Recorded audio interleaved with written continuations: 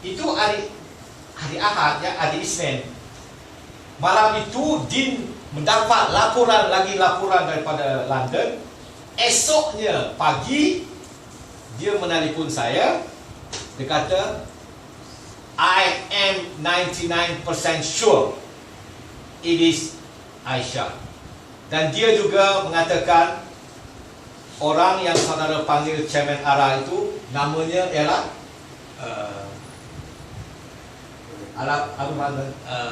Aravindan Balakrishnan. Aravindan Balakrishnan. Saya kata, di mana kamu dapat? Dia kata, Hisham, my friends in London is doing all they can, digging up old file. Ini saya nak katakan tentang media Kota London, ya. Mereka tidak membuangkan footage apa-apa saja. Bayangkan satu footage ITV yang berlaku 1997 ada masih tersimpan. Ini tradisi ini tidak wujud dalam RTM ke Astro ke. Kalau mintakan, ada tak footage Tunku Rahman? Rawatan kata Tunku Rahman ni siapa? Ini di Malaysia, ya. Jadi ini tak. Jadi di sana mereka ada. Walaupun bayangkan Aisyah ini is Mr. and Mr. Nobody. Tapi bagaimana mereka dapat menggali footage itu? Ini mereka tidak akan membuangkan footage. Jadi secara penyimpanan archive mereka buat. Dan begitu juga apa yang berlaku di Brixton 1997 tentang adanya seorang wanita perempuan jatuh dari tingkat ketiga. Itu semua ada. Jadi di situ telah ternampak wajah sosok seorang wanita oriental yang dikatakan sebagai Aisyah. Tapi dalam masa yang sama, kawan-kawan di archive Telegraph menyelidik lagi, dan jaringan-jaringan kami itu telah mensahihkan. Maka Din kata, Hisham, let's go to London. Saya kata, when? Can I do it on Saturday? No. Saya kata saya nak pergi hari Sabtu. No, tomorrow. Hari Selasa, tomorrow. Saya ingat nak pergi hari Rabu. No, tomorrow. Esok. Jadi, dan Cikgu Kamal, you have to bring, kamu harus membawa Cikgu Kamal, kerana, dan Cikgu Kamal menelpon saya kerana dia kata, kalau kamu tak pergi Syam, saya tak pergi. Okey, saya nak ceritakan sikit Cikgu Kamal ni. Cikgu Kamal ni sebenarnya, dia ni arwah ibu saya dulu juga seorang guru. Mereka ini bersahabat baik. Mereka dua ini aktif dalam Pandu Putri. Pandu Putri. Arwah ibu saya ini ketuanya, asistennya ialah Cikgu Kamal Mato. Ibu saya tak pandai cakap orang putih, Kamal Mato cakap putih. Yang menulis ucapan-ucapan adalah ibu saya, yang menerjemahkan kepada bahasa Inggeris adalah Kamal Mato. Inilah hubungan dia yang sebenarnya. Jadi orang kata, oh apa pasal Hisham campur ni komunis. Mereka tak tahu, mereka berbohong. Ini hubungan yang telah lama, yang telah bertahun-tahun tersimpan. Ini yang sebenarnya. Jadi okey. Jadi itu hari Isnin. Maka saya begitu yakin, maka saya breaking the news. Tapi tidak ada satu pun yang percaya tukar juga. Dan saya hantar world breaking news. Orang kata kah. Tak percaya. Saya hantar 2 SMS. Kawan baik saya harus berlaku adil. Satu kepada Malaysian Insider, satu kepada Malaysia Kini, satu kepada Amin Iskandar, satu kepada Fatih. Mereka ini kawan baik saya. Jadi kalau saya breaking the news, mereka juga harus dapat apa. Tidak ada jawapan. Maka saya pun duduk di tempat biasa saya, di Old Town Cafe Brickfield. Jam 1 pagi tiba-tiba dapat panggilan dari satu wartawan. Saya tak kenal wartawan ni. Namanya Farhan. Saya kata, dia nak tanya, bagaimana saudara tahu ini Siti, nama dia Siti Aisyah? Siapa kamu ni, ya? Saya masa tu dah jadi gede. Jadi dia kata, kau baca lah, kau baca situ, kau ambil lah. 5 minit kemudian, Amin Iskandar, editor Malaysian Insider, telefon saya nak datang sekarang. 1:30 dia sampai, dan di situ di kafe Old Town itu kami menulis berita itu. Dan itulah berita yang menggoncangkan seluruh dunia kerana besok paginya semua orang tahu Malaysian Insider breaking the news melalui mengutip daripada tukar tube bahawa perempuan itu nama Siti Aisyah. That is history. Hari Selasa tu pagi tu ada nasib saya kurang baik, telefon berdering-dering, tapi di rumah saya line internet saya telah diserang oleh anai-anai. Jadi saya tak menjawab semua panggil telefon kalau saya panggil engineer. Ramai orang marah kenapa tak dapat telefon waktu The Stars. Tapi sebenarnya memang saya sedang bekerja dengan saya tahu juga wartawan Astro duduk di bawah pejabat ni. Dan ketika itu saya terpaksa menjalankan tugas kerana saya ada program dengan BFM station. Saya harus menyelesaikan kerja saya, maka saya edit video saya di sini kerana jam 8 malam saya mesti selesai, jam 9 saya mesti ke lapangan terbang, 10, 11 saya akan kapal terbang ke London. Jadi pergi sekali lagi tau, wartawan daripada London ini, kali ini tanpa saya, dia dengan taksi yang sama pergi sekali lagi ke Jelebu, jumpa sekali lagi dengan Tino Mato, kali ini merakamkan klip video yang telah dirakamkan hari pertama tapi tidak berapa baik suaranya, bunyinya, dan kemudian mengambil Cikgu Kamamato, membawa dia ke hotel, Traders Hotel dekat KLCC, dan duduk di situ sementara menunggu kapal terbang, dan saya berkemas-kemas. Dan ketika itu saya difahamkan berita telah pecah mengatakan telah diketahui nama perempuan ini. Jadi saya dipahamkan Traders Hotel pun ramai wartawan telah menunggu dan tahu tentang kisah ini. Dan apabila kita sampai ke lapangan terbang KLIA, saya lihat wartawan-wartawan semua telah bersedia lah. Tapi di dalam kapal terbang saya juga tak sangka ada seorang wartawan daripada Astro Awani juga ada bersama, dan saya juga dipahamkan wartawan ini ialah anak buah atau anak saudara pada Cikgu Kamamato.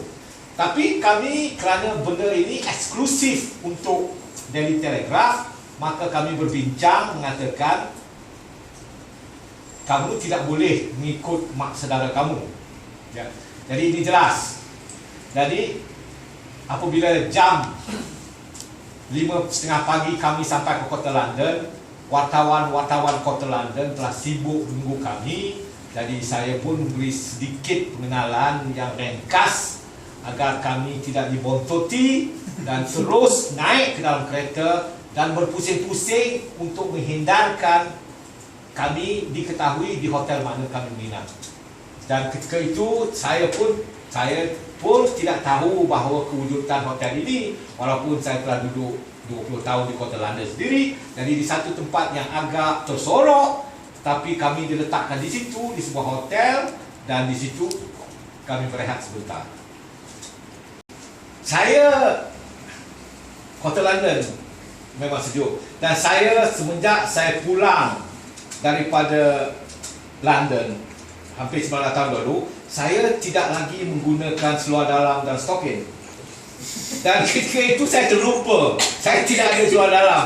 Winter ketika itu degree 5 degree. Saya merasa itu sejuk sekali. Saya kata, oh my god, I forget to buy an underwear. Tapi saya tidak ada masa. Tahu kamu ya, di negeri tropikal ni kita tak perlu pakai seluar dalam. Nak mengada-ngada pakai seluar dalam ni saja. Okey. Dan melama-lamakan proses. Okey. Jadi saya sampai di situ, kami berehat, minum pagi, berbincang apa yang wajib dilakukan. Okey. Idea muncul, kita harus pergi ke kota di mana NGO yang menerima laporan itu. Kota ini 2 jam perjalanan daripada kota London. Apa tujuan kita nak berjumpa dengan Frank, wanita yang menjadi kunci yang menemui, yang telah ditelefon oleh salah seorang daripada 3 wanita itu. Jadi kami pun minta, Dan kami membincangkan bahawa harus ditulis satu surat, satu warkah dari hati ke hati, dari Cikgu Kamamatung, kakak kepada Aisyah, diberikan kepada Prank untuk disampaikan kepada Siti Aisyah, dengan harapan Siti Aisyah akan menerima ni. Kami pun di dalam restoran hotel itu membuat surat ini. Saya nyatakan di situ untuk dimasukkan satu pantun klasik Jelebu. Kejelobak, kejelobu, tuai padi tiga tangkai, kalau kono komat jelobu tak merano badan rasai. Ini klasik. Siapa saja yang mendengar pantun ini tahu bahawa inilah dia simbol orang Jelebu. Jadi Cikgu Kamamatung menggarap surat itu. Saya berbincang bagaimana terbaik. Dan kami telah bersedia. Tiba-tiba berita tak baik sampai. Kesampaian kami telah dicium oleh polis. Polis telah memberi arahan tidak dibenarkan meninggalkan hotel untuk pergi bertemu Prank NGO ini. Kami terduduk di situ dan ketika ini satu krisis besar berlaku kerana tiba-tiba Cikgu Kamamatung kata, Isha, if I don't see her, I'm going back to Malaysia. Saya cakap, jangan cikgu. Saya tak pakai seluar dalam ni. Saya jadi begitu takut sekali. Kerana saya takut kalau Cikgu Kamamatung tak nak balik ke Malaysia, artinya saya akan lagi 20 tahun duduk di London. Dan saya tak ada siapa nak jaga anjing saya di rumah. Jadi saya kata no. Saya kata please Cikgu Kamamatung, we'll work it out. Saya pun berpakat dengan jurnalis ketika itu. Dean wajib pulang ke New Delhi, pejabat besar dia di New Delhi, dan Steve datang mengambil tugas. Jadi wartawan baru kawan. Jadi kami berbincang bagaimana terbaik. Maka yang terbaik sekali untuk kami ketika itu ialah berharap jikalau boleh polis ini, ketua polis ini sendiri akan menyampaikan surat Cikgu Kamamatung ini kepada Siti Aisyah tanpa menggunakan NGO ini. Itu perancangan kami. Jadi kami menunggu. Dan wartawan dari tadi kami menelpon dan menceritakan bahawa kakak tua Siti Aisyah ini telah berada di kota London menunggu untuk bertemu sama ada diterima Siti Aisyah. Dan dari berita-berita yang kami baca di kota London ketika itu, Siti Aisyah ini tidak ingin namanya diketahui umum dan untuk bertemu sesiapa. Jadi kerana itu Chief Inspector Neil Hamilton ini mengikut arahan. Dan ini adalah arahan daripada orang yang dijagai oleh pihak polis. Jadi dia terpaksa akur dengan permintaan Siti Aisyah ini. Jadi kami tidak dapat berbuat apa-apa. Itu hari pertama. Kami menunggu jawapan. Jadi akhirnya sebelah petang kami membuat pertemuan spontan dengan pihak kedutaan Malaysia. Dan bagus sekali Datuk Seri Pak Duta kita ini menyambut kami dan memberi segala macam bantuan. Dan bantuan yang kami perlukan itu ialah untuk menyatakan kepada pihak polis Metropolitan Kota London ini bahawa tolong sampaikan surat daripada Cikgu Kamar ini kepada adiknya. Itu saja. Dan kami difahamkan pihak kedutaan juga tidak dapat berhubung untuk mengetahui di mana Aisyah. Walaupun dalam perjanjian Geneva, according to the Geneva Convention, kalau ada warga sesebuah negara itu tak tahan atau ada masalah, pihak kedutaan berhak untuk pergi menyiasat. Tapi kali ini pihak polis kata tidak ada hak kerana ini di dalam siasatan lagi. Jadi kedutaan tidak tahu pertama sah atau tidak sah ini Aisyah dan tidak tahu di mana tanah Aisyah. Jadi kami berjumpa di situ. Ada ketua polis negara sini. Ya. Habis itu kami berjumpa dan berbincang dengan Pak Duta. Kemudian kami balik dan menunggu panggilan telefon daripada Neil Hamilton. Itu hari pertama kami. Tadi ada friend from the Kita pergi tengok-tengok London dulu, kita pergi ke masjid, lepas tu kita kata, no, saya tak nak pergi ke masjid, saya tak nak pergi beli buku. Saya nak sampaikan surat saya ini pada adik saya. Saya pun mati akal. Apa yang sedang berlaku? This Cikgu Kamamatung, I tell you, is the epitome of a negeri 9 woman. So kalau kawan nak kahwin dengan perempuan negeri 9, dia jaga sikit. Bukan saja kena masuk suku, tapi they are very independent. Cikgu Kamamatung ni is that type of woman, you know. She's strong. That remind me how strong, bagaimana kekuatan ini dimiliki sama oleh adiknya yang bernama Aisyah. Dia very serious. No Aisyah, saya tak nak pergi. Saya dengan Steven wata-wata tu tak dapat buat apa-apa. Jadi dia tak nak bergerak, duduk di sofa di hotel itu, dan saya pun tidak dapat melakukan apa-apa. Kemudian saya pujuk dia daripada sofa itu beralih masuk ke bilik dia. Saya pun setuju kerana saya nak masuk ke internet hotel itu. Saya bekerja dan cuba melayari seluruh dunia. Tiba-tiba I have good news, Syam.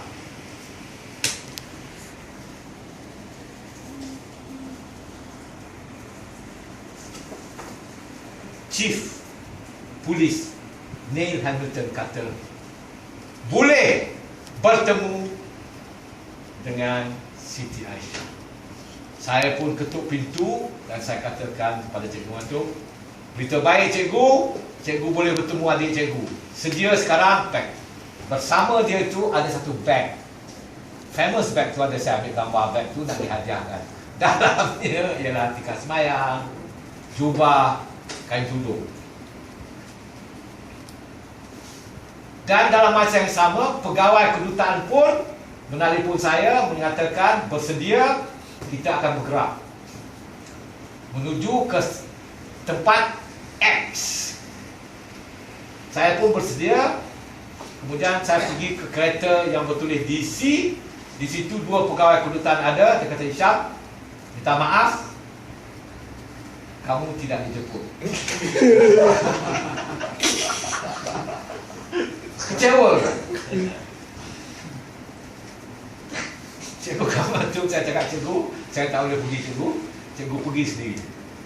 Habis itu kami duduk. Dan kemudian kami difahamkan pergi turut ke embassy kalau apa-apa berlaku. Mereka pun bergerak, saya tidak tahu ke mana mereka bergerak. Kemudian saya pergi menuju ke embassy, wartawan dan telah menunggu saya, kami pun di situ, kami berbincang di situ. Saya juga bernasib baik, inilah untungnya ya, kalau belajar di Malay College ni. Hampir seluruh dunia ini ada saja old boy Malay College. Jadi salah seorang pegawai besar di situ, selain daripada ambassador itu adalah classmate saya di Universiti Melaya. Dia belajar sejarah, lulus, bagus. Saya belajar sejarah, gagal, tak bagus. Dan dia ambassador. Jadi kawan saya ini, kaunselor ini, budak Malay College daripada Terengganu. Lalu dia belanja saya minum kopi, teh tarik dan nasi lemak bersama wartawan. Jadi kami bersembang, tidak ada keputusan. Nanti kemudian dinasihatkan pulang ke hotel dan menunggu. Ini telah tengah hari jam 3. Kami tidak tahu apa yang berlaku. Kami tidak tahu ke mana telah dibawa. Jadi saya pulang ke hotel, lalu mengundur, dan saya rasa ini peluang saya untuk melihat tempat lama saya lah. Lalu saya mengambil London Underground dan saya hampir mati tercekik kerana harga tiketnya terlalu mahal. 20 tahun dulu harganya tiket untuk tiket ini minimumnya 40p, sekarang sudah 3 pound lebih. Jadi saya pun ikut. Tapi itu kekecewaan tidak apa-apa. Saya melihat, saya pergi balik mencari Riding House Street, di mana itu ialah tempat saya belajar ya.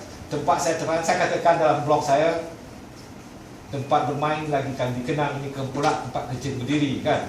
Kerana saya selalu kecil berdiri kat pintu nak masuk kan. Saya pergi ke situ jumpa Riding House Street, saya terperanjat kerana sekarang Riding House Street Faculty Mass Media telah ada Pak Gad, gemuk, hitam, kepala botak. Saya kata apa sudah jadi dengan fakulti saya. Saya pun ketuk pintu itu, kaca, dia kata yes, only one night. Saya kata, is this the faculty of the media film stuff?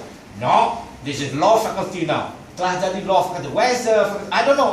Saya secara tidak sengaja tertangkap gambar Mamat ini. Mamat orang hitam, besar badan, macam besar badan. Jadi saya jadi takut. Jadi saya terus mengundur, kecewa. Tidak dapat bertemu dengan sesiapa. Lalu saya berjalan kembali lorong-lorong kecil yang saya lalui dulu. Dan London bulan 10, 11 winter ni janganlah pergi di sana kerana sejuk, gelap dan tak ada apa-apa. Awek cun tak nampak apa-apa kerana dia semua berselubung pakai baju tebal-tebal. Jadi itulah perasaan.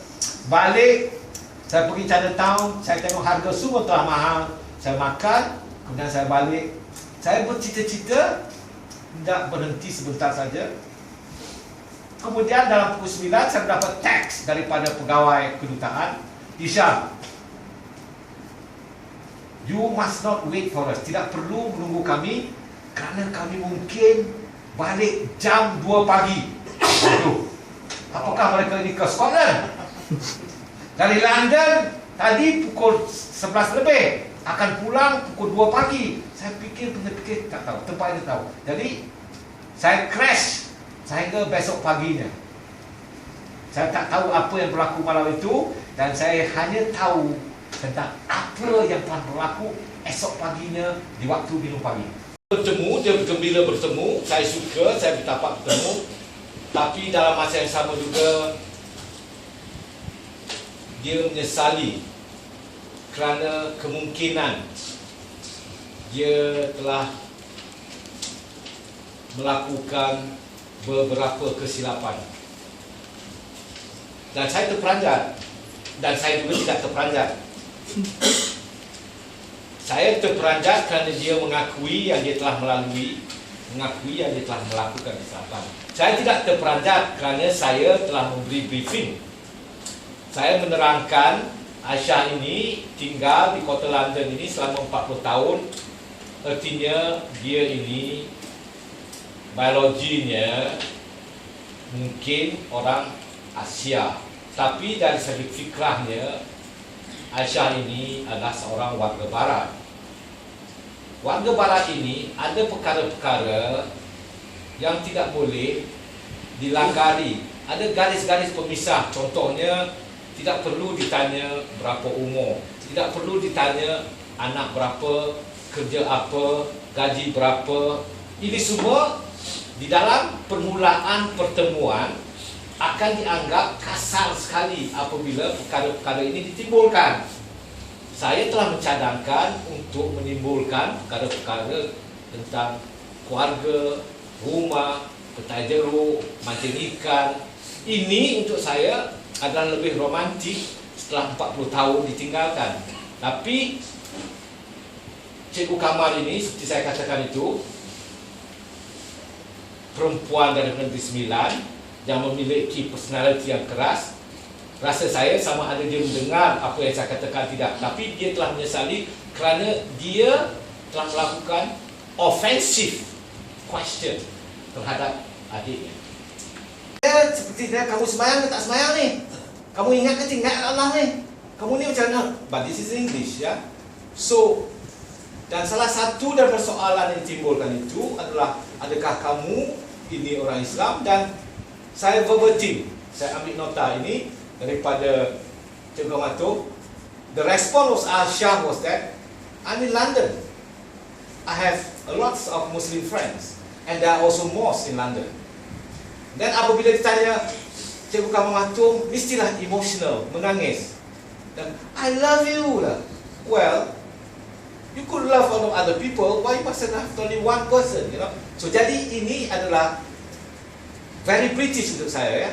Dan apabila dikatakan, dan inilah contohnya bagaimana tidak dimainkan nostalgia untuk pertemuan kali pertama. Dan ini Cikgu Kamal Mato menyesali apabila dia berbincang pada saya di waktu pagi itu. Jadi saya tidak tahu. Dan Cikgu Kamal Mato mengatakan bahawa pertemuan ini selama 40 minit. Dan tempat yang dipergi ini, dituju ini, itu jauh sekali. saya nak ceritakan di sini, Pak Duta, classmate saya daripada ekonomi Fakulti Universiti Melaya itu, seorang Datuk Seri, dia juga dengan hati yang baik telah pergi bersama-sama membototi kereta yang membawa Cikgu Kamal untuk menjemput adiknya. Polis tidak memberitahu di manakah tempat yang akan dituju. Di pertengahan jalan, bapa ambasador kita mengundur kerana dia ada temu janji pukul 9 malam. So, the ambassador return. Tinggal 2 orang lagi pegawai. Dan pegawai ini meneruskan. Mengikut kisah pegawai ini, mereka bertukar tempat di 2 rumah pasung kerana mereka tercium bahawa mereka sedang dibototi oleh wartawan-wartawan yang tak tahu di mana Siti Aisyah ni. Akhirnya Siti Aisyah ni dibawa daripada satu tempat, kakaknya dibawa daripada London dan dipertemukan di satu tempat yang neutral. Saya tidak tahu di tempat yang di mana, tapi perjalanannya mengambil masa 6 jam. Fikirkan, berpusing-pusing mungkin sebelah, saya tidak tahu. Jadi saya hanya buat spekulasi. Tetapi wanita dari Negeri Sembilan yang bernama Cikgu Kamal Mathum ni memang bijak. Mata dia mana keluar dan dia nampak tanda Manchester. Bijak dia. Dan Syam, dia ingat di Manchester lah. Nah, jadi dia bijak. Jadi saya hanya quote dia dah. Jadi itu sebenarnya. Nah, jadi itu yang terjadi. Jadi kemudian sudah minum pagi, kami pun menyusul kerana berita ini jadi heboh. Jadi ada eksklusif interview antara Cikgu Kamal Mathum di dalam hotel itu. Dan saya pun mendengar perbualan itu dan mengambil nota kerana saya rasa nota ini perlu jadi rujukan kepada saya terutamanya. Jadi gambaran dari breakfast minum pagi saya berdua dengan Tukang Mathum dan dengan wartawan ini, conclusionnya Cikgu Kamal Mathum menjalankan peranan sebagai seorang kakak penuh dengan emosi kasih sayang. Malah dia berkata, I cried.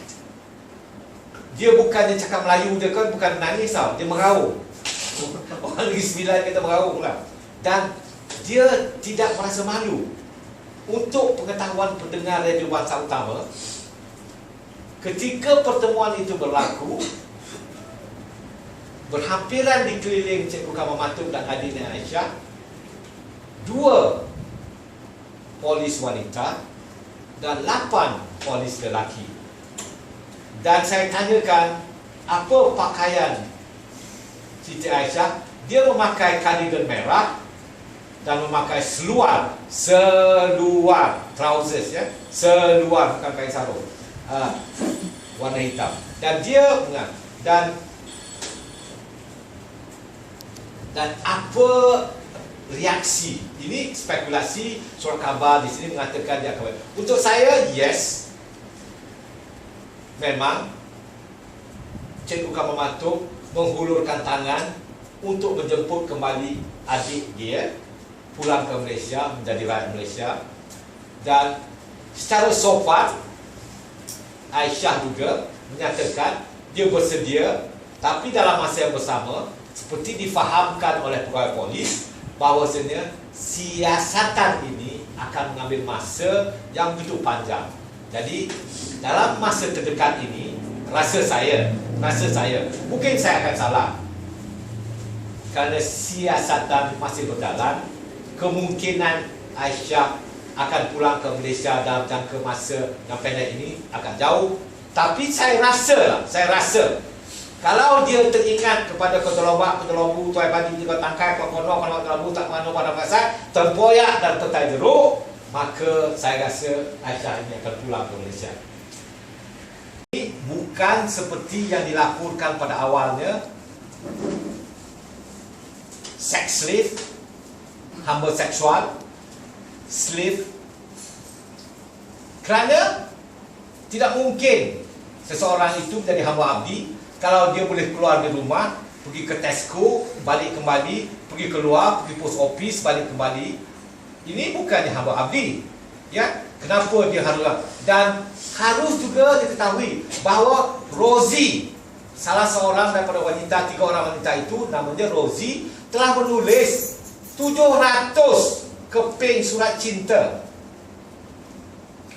Kamu menulis surat cinta, kalau kamu sedang ditangkap, ditahan, di akhir itu PS, please save me, betul tidak? Jadi untuk saya menolak, dan saya katakan kepada akhbar Malaysia Insider, ini tentang slave, hamba abdi ini tidak ada. Dan hari ini laporan-laporan makin mengedepikan. Apa yang berlaku adalah kesetiaan. Kesetiaan, the ideological tying up, kesetiaan setia kawan mereka di dalam apa yang mereka panggilkan komun. Untuk saya, mereka ini telah terperangkap di dalam satu masa di mana dunia telah bergerak, tapi mereka masih di situ lagi. Ini bukan satu perkara yang ganjil. Kerana kita lihat, kalau saudara tahu, di Amerika Syarikat ada satu kumpulan yang dipanggil nama Amish. Mereka datang daripada daripada Netherlands. Mereka masih lagi berbasikal, pernah lembu sendiri. Mereka masih lagi dalam dunia itu. Mereka ini juga, seperti kawan saya di sini, mereka juga, kumpulan ini juga masih terperangkap. Kita juga masih ramai terperangkap. Ada yang terperangkap tentang cerita-cerita 1500 tahun dahulu, ada terperangkap dengan cerita terperangkap. Jadi mereka ini memiliki satu imajinasi, satu dunia yang tidak seperti kita ini. Ramai orang terperangkap dalam ini, bukannya Aisyah, Bala, Canda saja. Ramai orang terperangkap dengan nostalgia 1080 tahun dulu. Oh, bagaimana orang sana hidup dulu. Ramai. Jadi untuk saya bukan satu yang menghairankan. Bukan satu. Dan sebagai kultus agama, kita melihat kumpulan Hari Rama, Hari Krishna, kita melihat kumpulan seperti The Moonies, kita melihat Jehovah Witness. Kalau di Malaysia ini, kita juga melihat apa yang mereka selalu tuduhkan sebagai ajaran sesat angkap. Dan ini biasa. Untuk saya ini biasa. Ini kesetiaan mereka yang berpegang kepada satu ideologi. Dan saya melihat daripada klip ITV itu, Aisyah ini is a very confident woman. I'm so pleased that she come from Telugu. Okey. Hari Sabtu pagi, apabila saya pulang untuk mengambil pesawat emas pulang ke Malaysia, saya telah menemu kembali pegawai kedutaan. Dan ini ceritanya membawa cerita yang berbeza. Sebenarnya ini tidak dalam akhbar ini, malam ini saya bocorkan, sebenarnya pertemuan Kamar Matung dengan adiknya bukan 40 minit. Bukan 40 minit.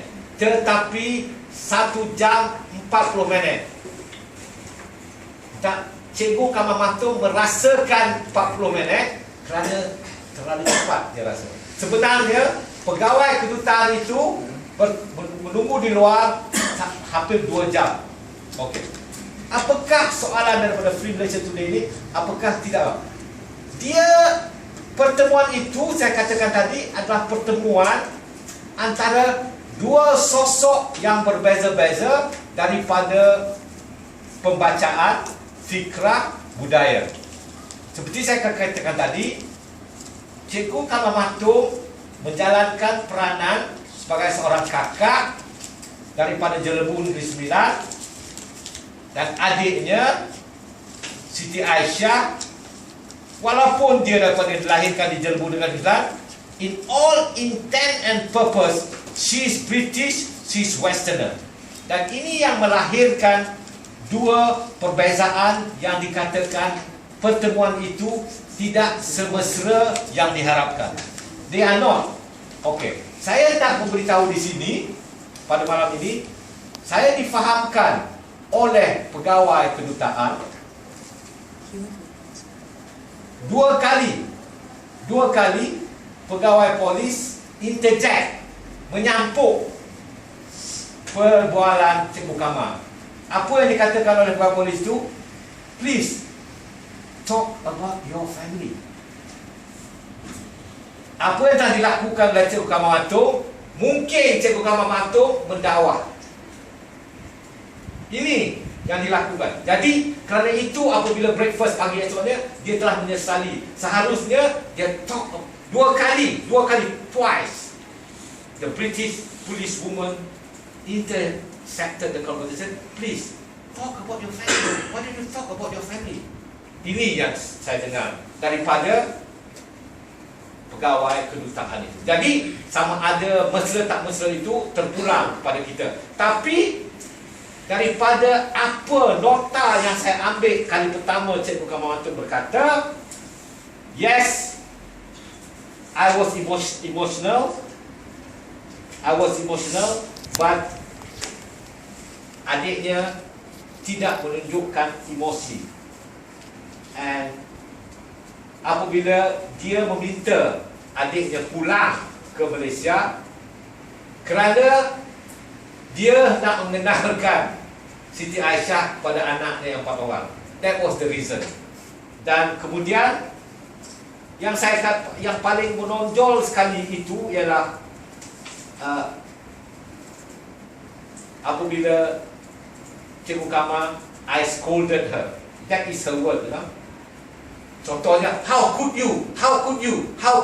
Soalan-soalan seperti ini yang mungkin ya tidak dilihat kemesraan di dalam itu. Jadi, tapi kain tudung yang diberikan oleh Cikgu Kamal Mathong pada Siti Aisyah dipakai oleh Siti Aisyah di seluruh pertemuan itu. Tetapi Cikgu Kamal Mathong mengatakan, maybe Syah bin they want to make me happy. Ini bukan saya buat-buat, ini daripada nota yang saya ambil pada perbincangan malam pertama itu. Jadi Cikgu Kamal Mathong ini melahirkan rasa hati seorang kakak. Siti Aisyah ini bukan. Dia katakan, I have friends in London. What am I going to do? I have friends. I have things to do. I have my friends here. Ini kata-kata ucapan daripada Siti Aisyah. Jadi saya sendiri memahami dua perkara ini. Saya juga datang daripada tradisi kiri. Saya juga datang daripada orang Melayu. Di sini, jikalau tidak tahu tradisi kiri, kalau kamu masuk terus mencelah dan tidak pasti akan lahir kemesraan. Justru kerana itu pada awal lagi ketika kami mendraft surat yang nak disampaikan itu, saya meminta Cikgu Kamal Mathong bercerita tentang petai, gamutan, memancing, pisang itu.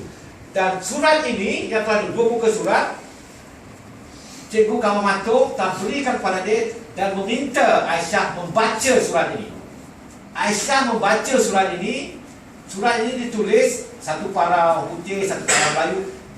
Apabila sampai ke para Melayu itu, Siti Aisyah tidak begitu faham sangat apa yang dimaksudkan. She's been away for almost 40 years. So dia the Malay language, keupayaan untuk berucap, berfikir itu dalam bahasa Melayu, dan juga mungkin tadi tulisan tangan itu tidak berjalan. Jadi tidak dapat. Jadi terpaksa. Jadi di sini apa yang saya panggilkan lost in translation, tapi dalam ucapan saya ini bukan lost in translation, lost in cultural, political understanding. Ini untuk saya. Saya memelihatkan bahawa bukan lost in translation, tapi lost in the cultural and political understanding. Jadi ini sedang berlaku. Soalan di trend untuk anak-anak mahasiswa yang berjaya pada tahun-tahun 60-an, mereka dianugerahkan scholarship Coloprand. Dia belajar quantitative survey di London School of Economy. Dia tidak pernah lari. Dia meneruskan apa yang diperjuangkan oleh Siti Aisyah ini ialah dia memperjuangkan untuk melahirkan sebuah negara Malaya yang bersama Singapura yang lebih demokratik, yang adil, sejahtera. Ini cita-cita yang dilakukan. Ini cita perjuangan. Dia tidak lari dan ini yang perjuangan. Dan kita melihat ketegasan itu Dan Siti Aisyah ini menggunakan apa yang saya panggil pekakas bertukang, menggunakan pekakas yang dipanggil Marxisme, Leninisme dan fikiran Mao Zedong. Analisa yang digunakan oleh kumpulan mass movement ini ialah menggunakan Marxism, Leninism and thought of Mao Zedong. Tidak ada ketika itu dipanggil Maois. Maois ini adalah ketika itu adalah satu perkataan yang derogatory, ada satu penghinaan. Tetapi hari ini Maois ini telah diterima. Jadi mereka menggunakan Marxism, Leninism dan Maoism. Inilah apa yang dipanggilkan si Ara ke Canda ke Siti Aisyah. Mereka bertukar. They are using Marxism as a tool to analyze society. They use Marxism, Leninism and thought of Mao Zedong to analyze society. Ya, itu yang dilakukan. Dan penghormatan kepada wanita yang bernama Siti Aisyah ini, kerana daripada nota-nota yang saya ambil, daripada apa yang saya baca, dia bukan terpenjara. She is not a slave. She is a very independent woman. She knows. Dia tahu apa yang dia lakukan. Daripada maklumat yang saya difahamkan, yang membuat laporan kepada NGO ini bukan Aisyah, tetapi Rosie, wanita yang berumur 30 tahun yang horny menulis 700 keping surat cinta itu. Jadi sesudah laporan itu dibuat kepada NGO ini, barulah Aisyah diberitahu. Justru Aisyah, rasa saya, tidak ada komplain apa-apa. Dan saya menulis kerja lobu tuai padi 3 tangkai. Hebat sungguh orang Jelobu. Hebat sungguh orang Jelobu. Ideologi dia tak terbungkai. So I think, saya berfikir Aisyah ini masih lagi seorang Marxis, masih lagi menggunakan ideologi Marxis, masih kokoh dengan pegangan itu. Dan saya memberi penghormatan kerana dia menganalisa dunia ini dengan menggunakan Marxisme, Leninisme, Maoisme. Mungkin ada orang mengatakan ia telah ketinggalan zaman, tapi siapa tahu? Who knows the tools of analyzing society? Untuk saya, kalau menggunakan Marxisme, Leninisme, Maoisme untuk menganalisa society, tidak ada satu kesalahan. Tidak ada satu yang satu kesalahan pada negara ini. Ini hanyalah a tool. Jadi saya akhirnya saya juga hendak bertemu wanita yang bernama, perempuan yang bernama Siti Aisyah binti Abdul Wahab ini, dan saya nak perkenalkan dia. Masak lomak kolai podeh. Itik salah. Terima kasih banyak-banyak. Ya, itu tadi yang terima kasih kepada Siti dalam pandangan dan pemerintah serta pengalaman beliau menjejak misi Siti Aisyah. Jadi kita dapat gambaran jelas itu berdasarkan pengumuman itu tadi, kita dapat jelas bahawa Siti Aisyah sebenarnya mempunyai pendirian beliau sendiri, dan boleh juga kita katakan spekulasi mengatakan beliau didera dari segi mental, emosi dan sekiannya adalah tidak benar. Untuk itu, sekian daripada Radio Bangsa Utama berani langgar laporan jelas. Terima kasih. Thanks. Okay.